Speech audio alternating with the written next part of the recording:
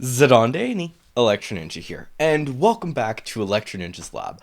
In today's video, we are of course talking about the latest chapter of My Hero Academia. And real quick, I just want to address the change in style for these videos. In case you haven't noticed, in the last few chapter reviews, instead of showing the actual chapter behind me, I've been choosing to use UA as my background. This is not necessarily because I don't trust YouTube. Oh, wait, no, that's entirely what it is. But basically, I have been hearing a lot of things about people getting copyright strikes or copyright claims for just showing the chapter or talking, just showing the chapter in like the smallest forms. And that I didn't really think too much about it for a little bit, but honestly, it just one, it takes up a lot more time to record that stuff, on top of the fact that it just does a lot of things that can be really annoying. So yeah, basically, it's all about time, and I need to condense things a lot more if I'm going to be continuing to make videos. But anyways, guys, let's actually talk about the latest chapter of My Hero Academia. And oh my gosh, this chapter was insane. It's honestly weird how insane it was, considering the fact that there was actually very little. Most of the chapter was basically just focusing on the wrap up, basically saying yes, the villains broke out, a ton of villains all over the world or all over Japan, just getting all of these terrible villains out of their prison cells and having them join their army to cause mayhem in the streets. And it's kind of scary, to say the least. Not to mention the fact that there's also just the fact that there's just all these other things going on, and they still haven't completely cleaned up from the actual battles. Like, we now know that Dentron is, or Redestroyo, however you want to call him, I'm not 100% certain if he's been captured or not. It's honestly a bit of a big question. But now people know that he's there. There's a lot that goes into this, and needless to say, it's scary. We also find out that certain people are alive, specifically characters that we actually care about. Basically, what's happened with Shoto, what's happened with Bakugo, what's happened to Deku, Aizawa, and Gran Torino. Gran Torino is in bad shape, can't leave his bed, but he is still alive, thank goodness. Not to mention that Aizawa is, yeah, he doesn't have one of his legs anymore. Not to mention that his one of his eyes is completely covered up right now, and it leads me to wonder, perhaps maybe he does only have one eye now. It wasn't completely clear, but now the fact that we're seeing posters that are showing him with an eye patch and all of these things, it worries me, to say the least. What has happened to him?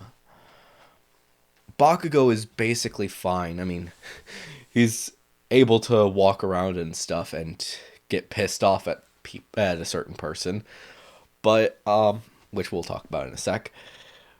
And but of the three kids, he's probably the best off. We get to see that a lot of people are actually really worried about him.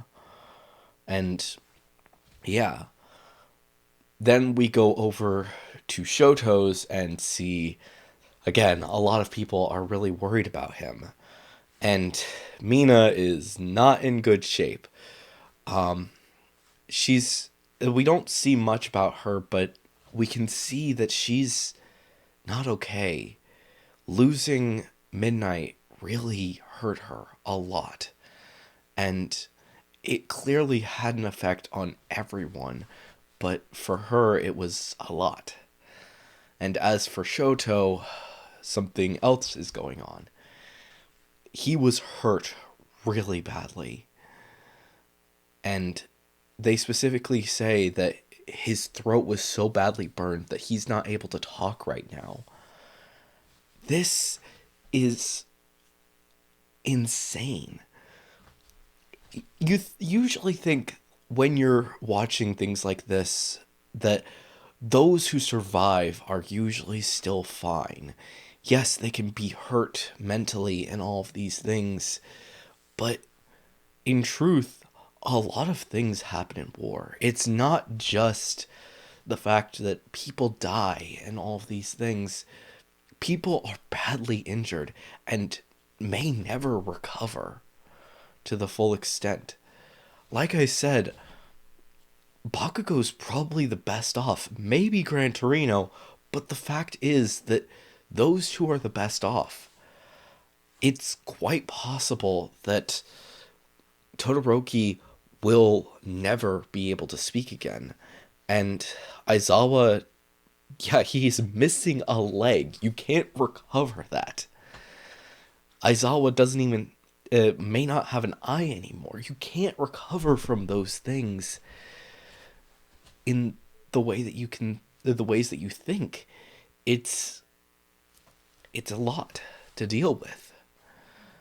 And it's terrifying, to say the least.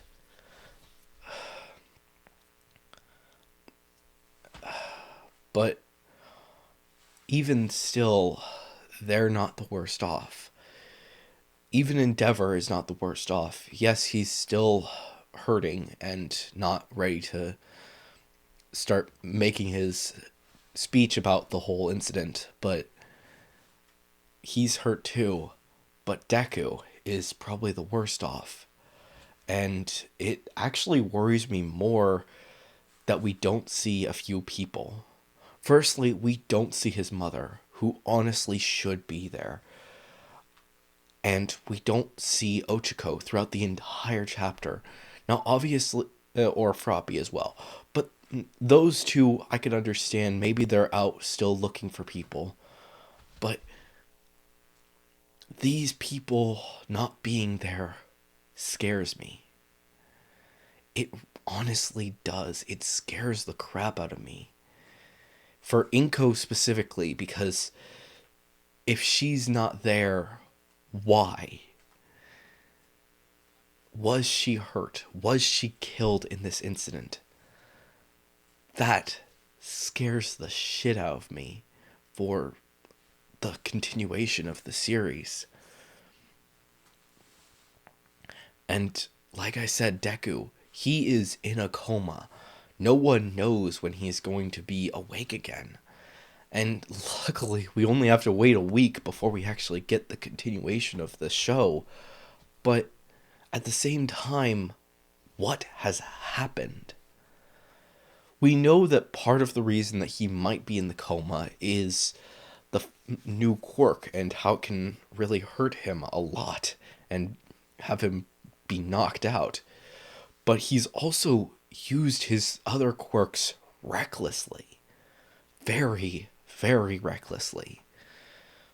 You can see that both his arms and his legs are completely wrapped up in bandages. To the extent that, honestly, we haven't seen anything even to this level, except for maybe for his arms earlier on, when we saw the battles. The big battles that really scarred him. And made him realize that he can't use his arms as recklessly as he has been.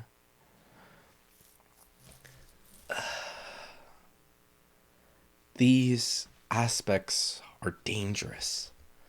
They're dangerous actions that you have to be aware of.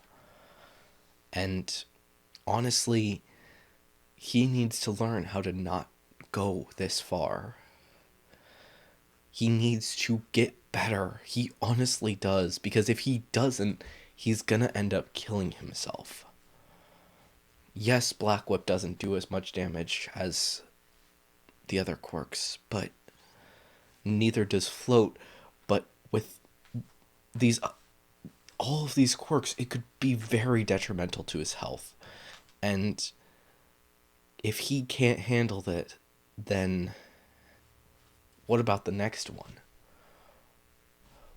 How can he become the greatest hero? How is he supposed to take down Shigaraki and All for One? We know that eventually he will manage to take them down, but it still brings a lot of things to our mind to wonder, how is he going to handle this? And unfortunately, we just have to wait. We will probably not know how things are going to go for a while now. Honestly, part of me thinks, though, that the next few chapters might, I'm not certain which ones, but some of them will more than likely actually be him training, but not in the traditional sense. Instead, he will be training in a new method, by training within his head alongside the previous users of One for All. Learning how to actually use his quirks to be better. And also to heal. A certain quirk does actually come to mind that he may need. I've mentioned before that I think one of the quirks that lies within him is the quirk to restore others, or to restore quirks. Not exactly certain what exactly it is, but it is a quirk that honestly I think a lot of fans are looking forward to seeing how that works, especially if you've been around my channel for a while. You're probably wondering, what does this quirk have in store for him? Will he be able to restore the quirks of other people as well as his own quirk? It remains to be seen. Unfortunately, we're just going to have to wait to see how things will continue for the rest of the series.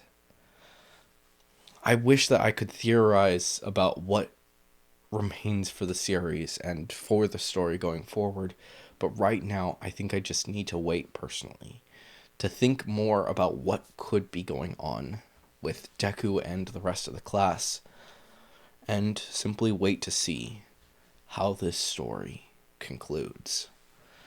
But anyways, guys, hopefully you have enjoyed this video and have read this honestly amazing chapter. If you enjoyed this video, please make sure to leave a like and, of course, leave your thoughts and theories down in the comments below. If you are going to leave a theory, make sure to say theory review and we will talk about it in a future video.